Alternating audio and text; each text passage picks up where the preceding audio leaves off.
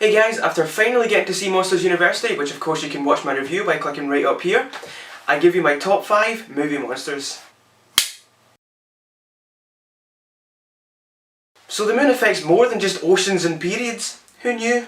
Werewolves are those creatures that only come out once the full moon is up, turning men into dogs as opposed to men who turn into dogs, or men who turn into dogs, or men who turn into dogs. To be honest, I could talk all about classic horrors and stories that involve these fearsome creatures, but their reputation has been completely decimated by Twilight crapping all over them and making them about as scary as a teddy bear wrapped in bubble wrap.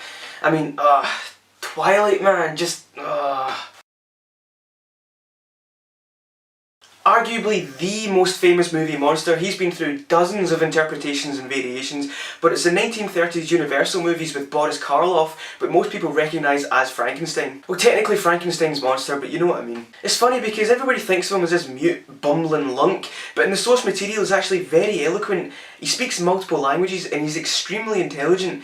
His story is just a classic tragedy. And now you're thinking about that step song, aren't you? You know, all he wants is acceptance and somebody to love, but the humans cast him out and drive him to despair. There is a reboot coming out next year starring Aaron Eckhart as the monster called I, Frankenstein, which, to be honest with you, I was quite gutted to find out is not a sequel to I, Robot. No doubt this will be all modernised and made to look totally different, but to be honest with you, I really liked the old ones where he looked like he just had a stroke. It just wouldn't be a list of men without a Pixar character, would it? Okay, maybe he's not a monster in the classic sense, but his movies have the word monster in it. Case closed. I mean, sure, he may be cute and cuddly, but he can be scary when he needs to be. Even now, he's still scarier than those guys. Expertly voiced by John Goodman, he's the only monster you'll actually develop an emotional connection with. It's rare that you see the monster portrayed as the good guy, but Sully is one that we all know and love. You know, he's got a story, and over the course of Monsters University and Monsters Inc., the masters at Pixar give him real character and depth. Or maybe I'm just biased because I named my cat after him. The granddaddy of monsters and monster movies, the original set the bar for creature features and paved the way for things to come.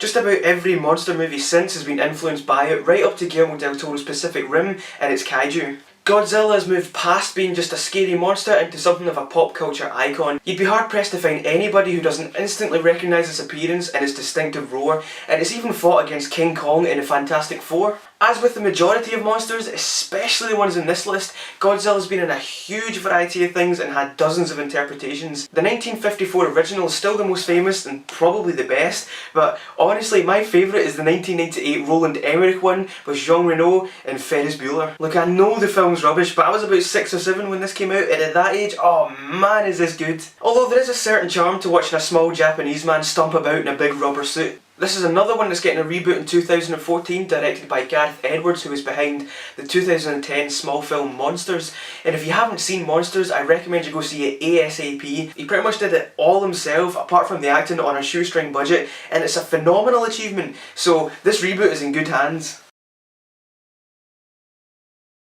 I would have loved to have been about when he named this one. So what should we call this thing?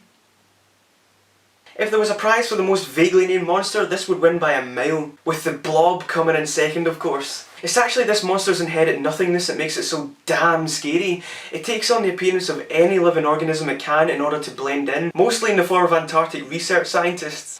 It consumes any life forms around it and takes on its host appearance, creating a perfect replica in order to survive, meaning that it could be anybody around you, even me. This particular monster nabbed the top spot due to its ability to properly chill you. It might not be the biggest, ugliest or most destructive monster out there, but its ability to hide in plain sight should fill you with dread. You can run from Godzilla, you can shoot a werewolf, or in the case of Cloverfield you can even just bomb the living daylights out of it. But what do you do when that monster looks exactly like your best friend? Or is that your best friend? Okay, well thank you very much for watching this video. I hope you agree with my choices. Let me know in the comments below what your favourite movie monsters are, and if you liked the video please give it a thumbs up. Please subscribe to my channel so you can see what else I've been doing. Right here you can click to see my Monsters University review, and you can click right there to see my top 5 movie robots.